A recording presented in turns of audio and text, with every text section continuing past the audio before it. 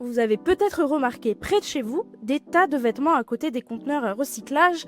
Et il y a une raison. Quasiment plus aucun conteneur à recyclage en France ne peut recevoir de vêtements usagés et on sait pourquoi. La filière de recyclage du textile est arrivée à saturation. Il y a trop de vêtements par rapport à la capacité de traitement. Dans certaines déchetteries, on prévient dès l'entrée, si c'est pour des vêtements, ce n'est même pas la peine. Les acteurs du tri et du recyclage tirent la sonnette d'alarme. Chaque année, 260 000 tonnes de vêtements sont collectés, un volume en progression de 15 000 tonnes par rapport à 2021. Tout cela, ça a un coût, celui de la collecte d'abord, mais aussi pour le stockage et la main-d'œuvre qui devient beaucoup trop lourd pour les acteurs de la filière. La ministre de la Transition écologique, Agnès Pannier-Runacher, a annoncé une aide d'urgence de 49 millions d'euros qui semblerait ne pas en être vraiment une. En fait, pour tout achat de vêtements neufs, le consommateur paye une éco-contribution de 3 centimes. Les sociétés de collecte et de recyclage ne touchaient alors que 0,8 centimes sur cette contribution. L'aide du gouvernement ne serait alors qu'une meilleure redistribution de l'éco-contribution